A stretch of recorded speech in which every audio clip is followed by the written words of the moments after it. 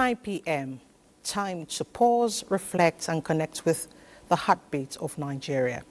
As we journey through stories that stir the soul, tales of courage, compassion, and quiet strength that define our shared humanity.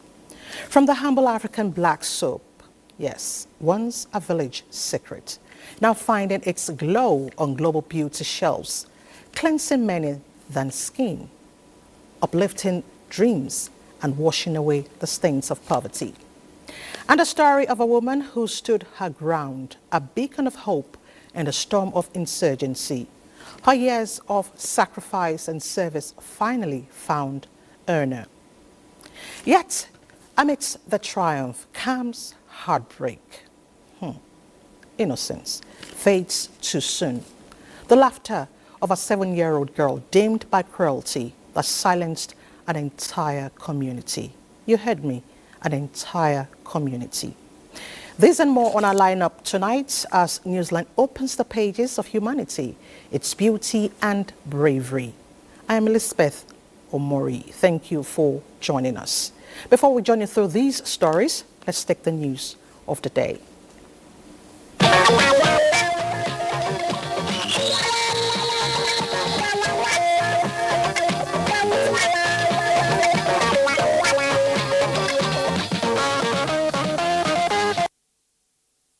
Now the news. Katsina State is set to host Vice President Kashim Shettima. During the visit, the VP will attend events designed to boost the state's economy and empower residents. Awal Haliru brings us details. During the visit, the Vice President will inaugurate the 9th expanded National MSME Clinic, which will bring together hundreds of entrepreneurs, regulatory agencies and financial institutions for business exhibition, mentoring and direct support sessions. The Vice President of the Federal Republic is the Chairman of the National MSME Council of the Federation, which is the highest governing body for policy direction of all MSME-related activities in the country. The Vice President would also inaugurate the newly completed 3.3-kilometer Ofa-Marusa dual carriageway in Katsina Metropolis, constructed at a cost of 1.9 billion naira. The project is equipped with solar-powered street light, drainage system. It reflects the administration commitment to infrastructural development that promote safety, efficiency, and environmental sustainability. Also, Vice President Shettima will unveil the Katsina Sustainable Platform for Agriculture, known as CASPA, a digital agricultural system designed to link farmers directly with experts. We are going to have a farmers radio so that we can communicate to all the farmers in the state freely. They will ask questions and there will be response. The platform is expected to transform agricultural communication, boost food production, and increase farmers' income. In Katsina, Awal Halaru, NTA News. The National Assembly says it will continue to promote legislations to enhance operations and welfare of the armed forces personnel.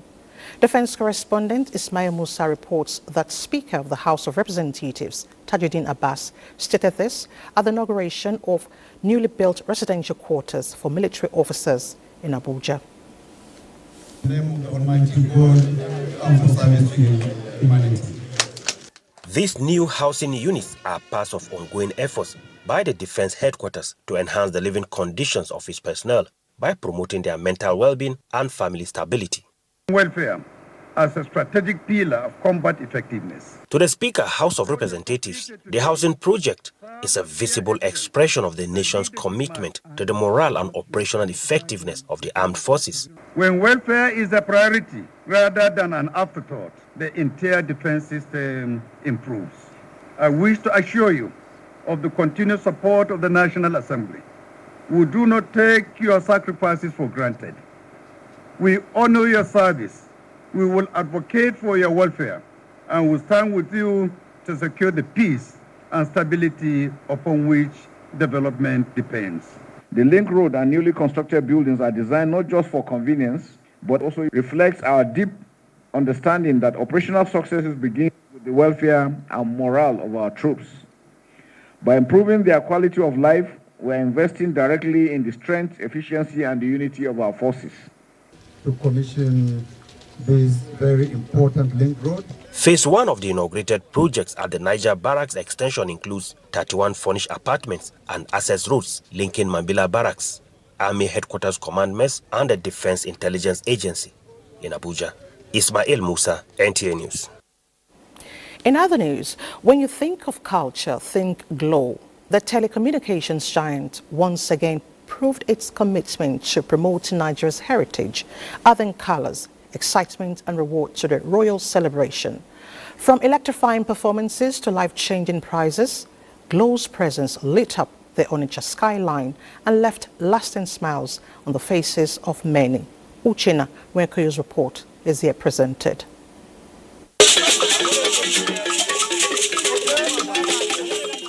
This year's Ofala Festival of His Royal Majesty Igwe Alfred Nnemeka Achebe, the Obi of Onitsha, shone even brighter thanks to the partnership and colorful presence of Globacom Nigeria Limited. Beyond its corporate identity, Globacom has become a household name in cultural promotion, using platforms like the Ofala to celebrate Nigeria's heritage, strengthen communal ties, and spotlight the creativity that binds the nation together. I believe solely in the culture, and you can see it's run across the whole divide. We do Ojudoba in the West, we do Ofala here, and so many other cultures. So it's Glow's, belief in culture and the need for us to broaden our culture and drive the message of our brand. The company's signature green presence lit up the festival ground, from colorful branding to thrilling performances and a carnival-like atmosphere that kept the crowd on their feet. The highlight of the day came with the Glow Reward presentation, where loyal subscribers smiled home with exciting gifts, including a brand new car for the star prize winner. I feel the top of the world. I don't know. I feel excited. I'm so much beautiful. I'm the happiest. It has been long I started glowing with them, and I'm still glowing with them in this glow car. In all, it was a moment of joy, connection, and celebration of a brand that continues to invest in people and culture. Glow is partnering with the Onitsha Ofala Festival. It has been a long-time partnership. As the drums fade and dancers take their final bow, the 23rd Ofala Festival stands out as a symbol of Igbo heritage and a shining example of how corporate Nigeria, through Globacom, continues to add color, energy, and life to our shared cultural story. Senator Ali Owamako inaugurates a newly constructed office complex for the National Business and Technical Examinations Board in Sokoto State. The former governor said the gesture aligns with President Bola Tinubu's renewed hope agenda aimed at building human capital and creating opportunities for young Nigerians. Abdullahi Umar Ilalu reports. In the office complex, Senator Aliyu Magatakar Owamako, represented by the Minister of State for Works, Bello Muhammad Goronyu. The world is shifting from paper qualification to practical skills, and this is where we must channel our efforts. The renewed agenda of President Bola Ahmed Tinubu recognizes that sustainable growth depends on empowering people with skills that create jobs and wealth. Senator Owamako affirmed that Sokoto is the center of scholarship and learning, hence his decision to construct tertiary education institutions, in addition to recruitment of teachers. He noted that the establishment of Northwest University Kalambana is one of his lasting legacies. The Registrar National Business and Technical Examinations Board, Muhammad Aminu Muhammad, while taking over the office complex, explained that it will serve as a constant reminder of Senator Owamako's selfless service to educational advancement and national building. He noted that the future generation of NAPTEP and the millions of candidates will certainly benefit from the foresight and generosity of Senator Owamako. Doing this is contributing to the development of the national economy, because NAPTEP or TVET is gearing towards skill acquisition. The Director Reform Coordination Service of the Board, Deborah Olani, Ambassador Sahabi Isa Gada, Deputy Speaker, Sokoto State House of Assembly, and other key speakers commended the foresight of the Senator for making education a pride for all. In Sokoto, Abdullah Omar Ilalu, NTA News. Now let's talk health. The National Coordinator of the Presidential Initiative on Unlocking Healthcare Value Chain, PVAC, Dr. Abdul Mukhtar, attributes the high cost of cancer care and treatment in Nigeria to reliance on imported medical products. He made the statement at the International Cancer Week in Abuja. Dr. Mukhtar noted that the federal government recognizes the importance of local manufacturing of medical products, which will make cancer care more affordable and accessible. One of the biggest CROs said to us they have $32 billion in committed research spending that they've already sold to pharmaceutical companies, and they're looking place to do trials with 230 million people. You know, Nigeria is very primed for that, and we're really trying to bring some of that funding into this. Build the hubs, build the expertise, so you at least have the brachytherapy available. NICRAD recently launched the Strengthening Institutional Capacity for Cancer Research and Implementation, which is targeting teaching hospitals and early cancer researchers across the 6 geopolitical zones of Nigeria. It's focused on gaps in multidisciplinary standard of care across surgical, radiotherapy and oncology departments. President Bola Tinubu warmly congratulates His Royal Majesty Omonobanedu Ukwakpolokpolo Oba Ewa II on the 9th anniversary of his ascension to the revered throne of the Benin Kingdom. The President joins the government and people of Edo State in celebrating the monarch's steadfast commitment to peace, unity and cultural preservation, as well as his support in addressing critical social issues such as human trafficking and illegal migration. He commends the Oba's unwavering advocacy for a cultural renaissance and his tireless efforts towards the repatriation of Benin artifacts, which continue to enrich national pride and identity. As the Oba marks this milestone, the President prays to Almighty God to grant him long life, good health and greater accomplishments in the service of his people and the nation. And the Director General of Budget Office, Taminu Yakubu, sends warm greetings to the former aide-de-camp of late former President Umaru Musa Yar'Adua, describing him as a man of honor, discipline and unwavering loyalty, adding that at 60 he remains a shining example of humility in service and strength, wishing him more years ahead filled with peace, purpose and enduring grace. Talking sports now, Remo Stars dealt heavy blow, Liverpool not spared as well. Let's now join Badi Adeleye for these and other stories on Sports Updates. Badi. Many thanks, Elizabeth. Let's begin with the women, as Nigeria's Falconets, talking about the under-17 team, are currently taking on their Canadian counterparts in the opening match of the 2025 FIFA Under-17 Women's World Cup in Morocco. The first half of the encounter ended 1-1 after Queen Joseph's 30th minute goal erased Canada's lead. The second half of the encounter just began. And to the Nigeria Premier Football League now with match day 9 actions.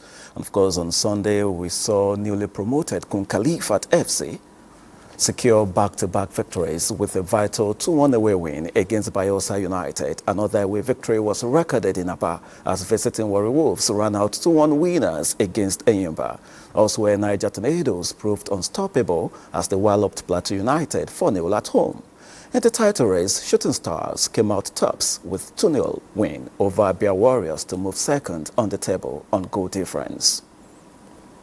And on the continental level, Nigeria Premier Football League reigning champions and one of Nigeria's representatives in the CAF Champions League, Remo Stars, suffered a disappointing 5-1 defeat at home to visiting Mamelodi Sundowns of South Africa in the first leg of their second preliminary round fixture.